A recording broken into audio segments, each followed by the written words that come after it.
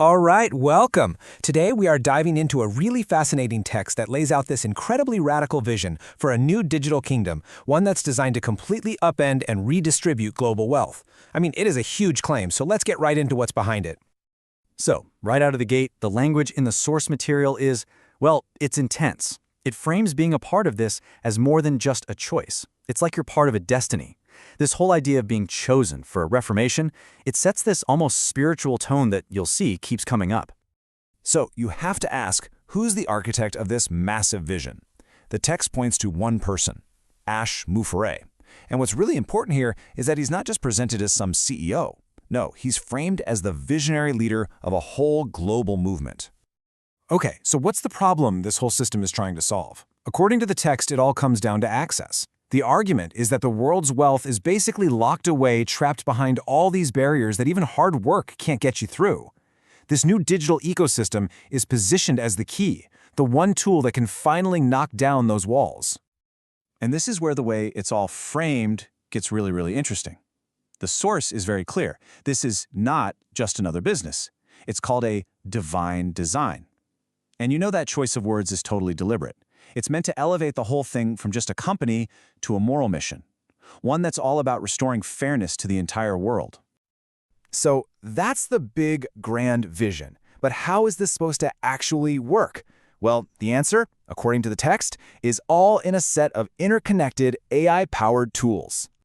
At the very heart of everything is AI automation. The source paints this as the engine that does all the heavy lifting for you. You know, the marketing, the payments, the customer service, so that people are free to just focus on being creative and running with their ideas.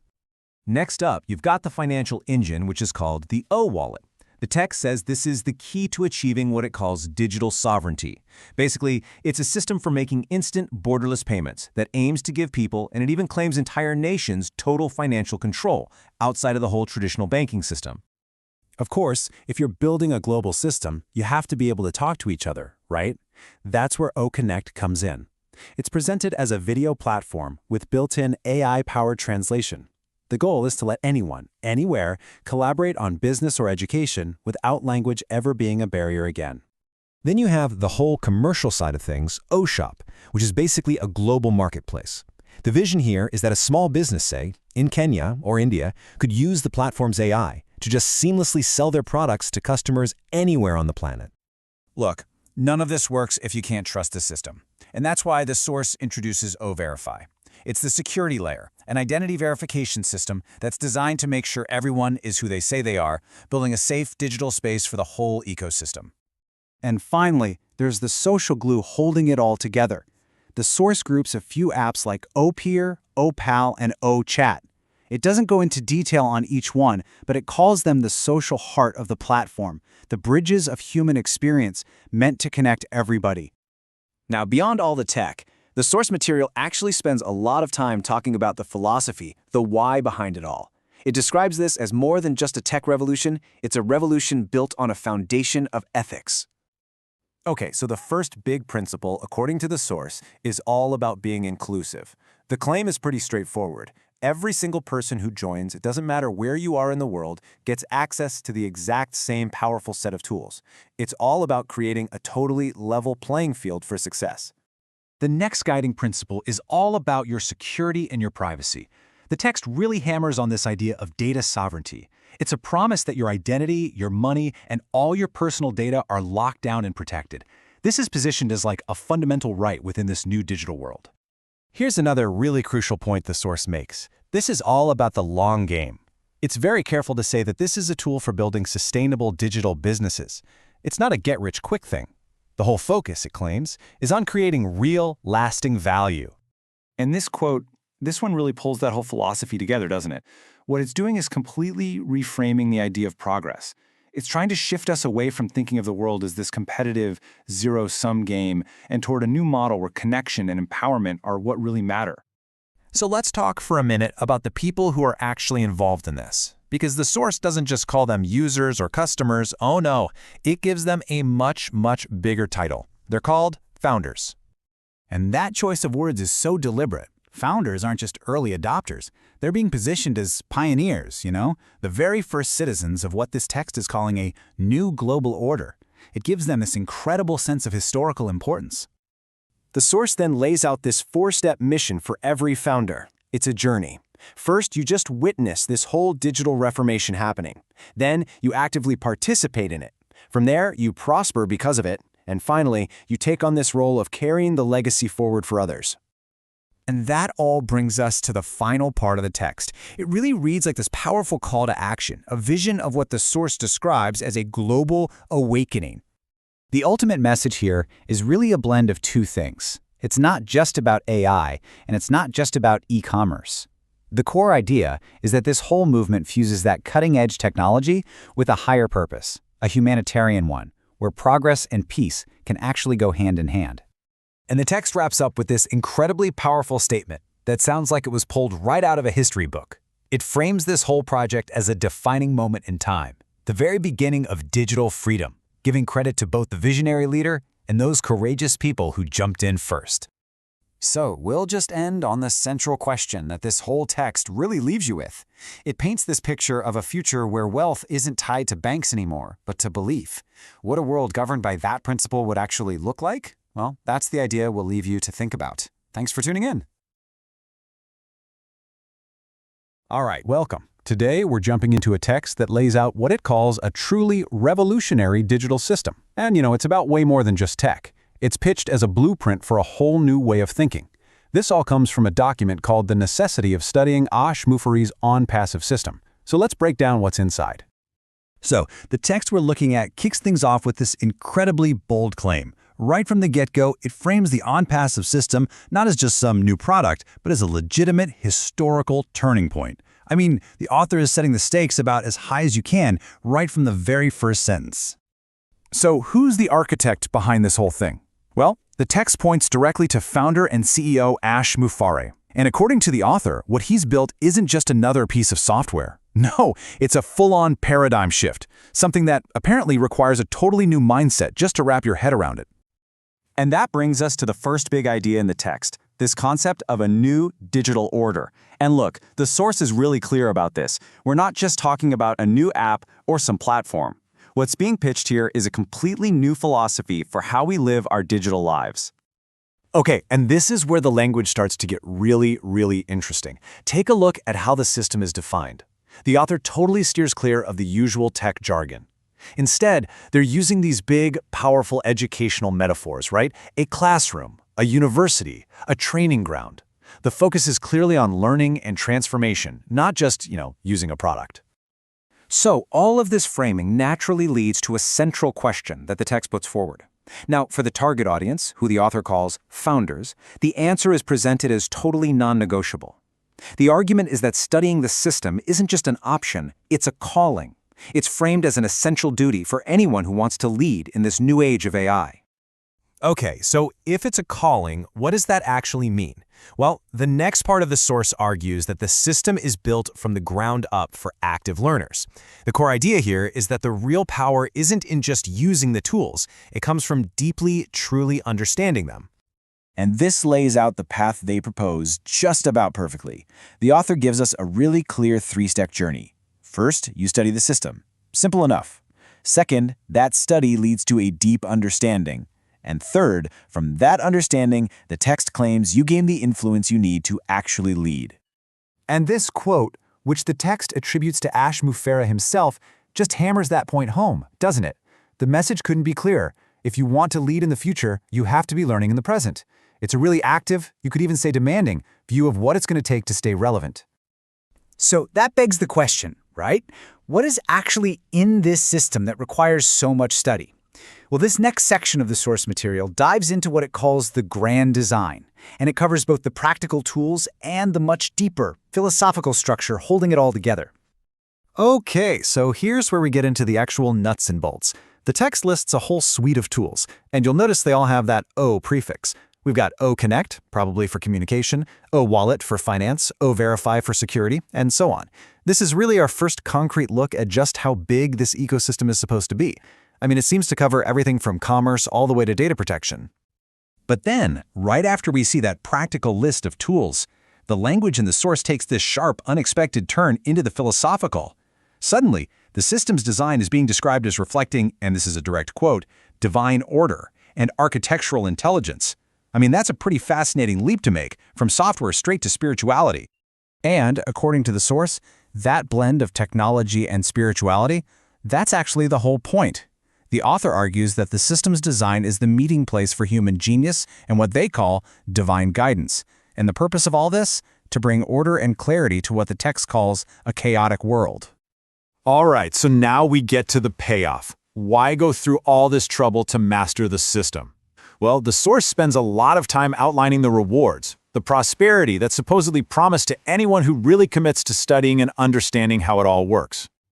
The text frames this whole idea around a major shift in mindset. You can see the contrast right here. In the old world, it's all about chasing outcomes. But in this new world, the focus shifts completely to mastering the process.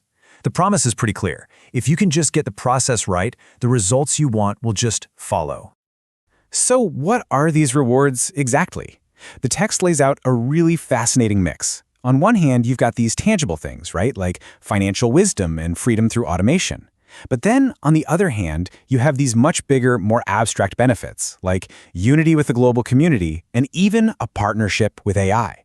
And you know, according to the source, those rewards are really just the beginning. The final stage of this whole journey isn't just about what you get, it's about who you become. The ultimate promise here is all about personal transformation. And this right here is the ultimate transformation promised in the text. It's this idea that you evolve from being just a passive user of technology into a digital visionary. And what's a digital visionary? Well, according to the author, it's someone who gets to actively shape the future. Now, the conclusion of the text takes this whole idea to another level entirely. I mean, look at this. The act of studying the system is framed not just as learning, but as an act of worship and gratitude. The author is literally describing interacting with a digital platform as a kind of spiritual practice. It's pretty incredible. The source closes with this really powerful, almost poetic idea. It perfectly captures the core argument of the whole text. You study the system that Ash Mufareh built, and in return, it builds you. So it's not just about you learning to use a tool. The claim is that the tool fundamentally changes who you are. What a bold and transformative claim to end on.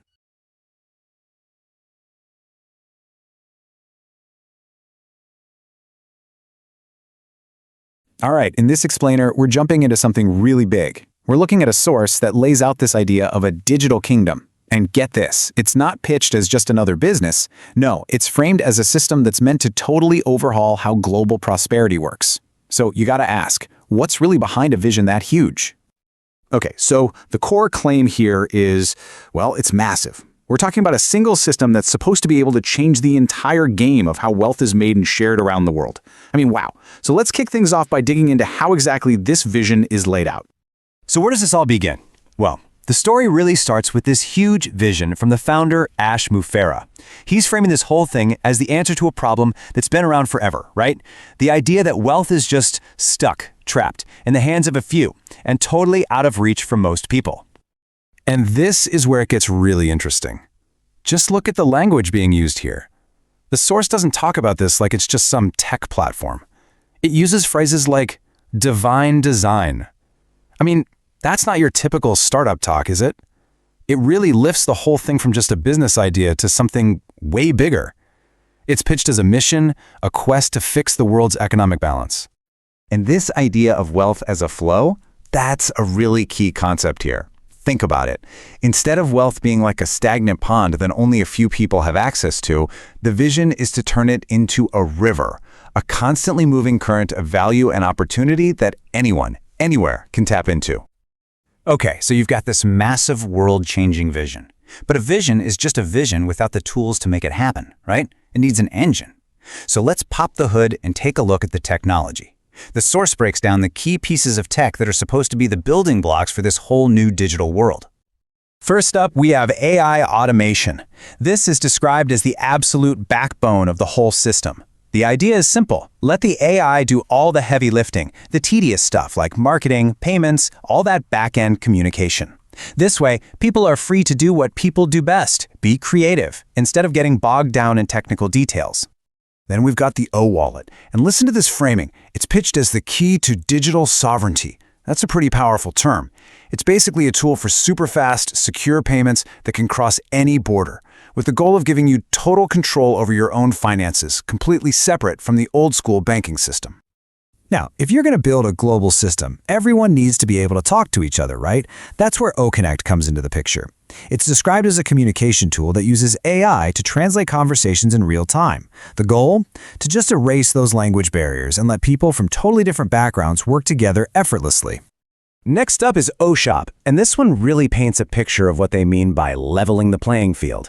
It's an e-commerce platform where a small business owner, doesn't matter if they're in Ghana or India or anywhere else, can supposedly use the exact same powerful AI tools as some giant multinational corporation. It's all about giving the little guy a global stage. All right, so when you have all this global activity, all these transactions flying around, trust becomes everything. You have to know who you're dealing with, and that's where O-Verify is supposed to come in. It's the security and ID system designed to make sure every single interaction is safe and transparent. It's all about building that solid foundation of trust. And finally, it's not all just business and transactions. There's a human side to it.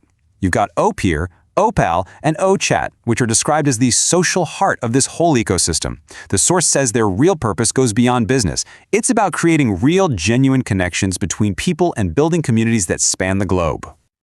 Okay, so that's the what. We've seen the tools, the tech, the nuts and bolts, but the source material makes it really clear that the why is just as important, if not more so. So let's shift gears and look at the philosophy, the big ideas that are supposedly driving this whole thing. At its heart, the core belief is pretty simple. Technology has to serve people, not the other way around, especially AI. The idea is that it should be a tool to create new opportunities, to empower us, not to replace us or just make the powerful even more powerful. And this philosophy isn't just a vague idea. It's broken down into these core principles. It's all about things like making sure growth includes everyone, giving you, the user, control over your own data, and choosing connection over cutthroat competition. It's a pretty clear stance on empowerment versus exploitation. Now, a movement, a revolution, it doesn't happen on its own. It needs people. And in this story, the early adopters get a very special name. They're called the Founders, and they're positioned right at the center of this entire narrative. And just listen to how they're spoken to in this quote. It's not like, hey, thanks for signing up for our app. It's, you were chosen. Chosen to be part of the greatest digital reformation of our time. I mean, that's heavy stuff. It frames their role as this incredible privilege, but also a massive responsibility. This right here really lays it all out in black and white. It's like a before and after picture.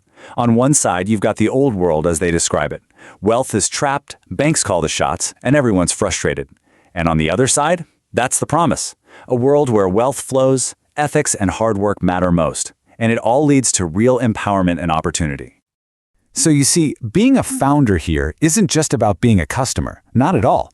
They're described as pioneers, as ambassadors who are out there building this new digital frontier. The source even calls them the guardians of the new wealth. It's a huge title. Okay, so all of this, the tech, the philosophy, the founders, it's all leading somewhere. So what's the end game? What is the ultimate goal here? The source frames it as something massive, a global awakening. And we're not just talking about money anymore. The ultimate destination described here is a future where technology and compassion are fused together, where progress and peace go hand in hand. We're talking about a fundamental shift in the entire operating system of the world. And this huge legacy is supposed to happen in a few key stages. First, the goal is to totally redefine how national economies even work. Then, that's meant to inspire governments to be more transparent. After that, it's about making every small business a global player. And the final step? To bring about what the source calls the digital freedom of nations. And the source wraps it all up with this final, powerful message to its followers. It's a call to action, really. A message about keeping the faith, staying focused, and sticking together, with the promise that if they do, the whole world will rise right along with them. So, let's wrap this up. What have we seen? Our source material has laid out this massive digital ecosystem. It's powered by AI, but it's all wrapped up in this philosophical, almost spiritual mission to completely change the game on wealth and empower all of humanity. And that really leaves us with one big question to chew on, doesn't it? When you take cutting-edge technology and you merge it with this language of faith, of destiny, of a divine purpose, that's a potent mix. It really makes you wonder what happens when technology stops being just a tool and starts being presented as a divine mission.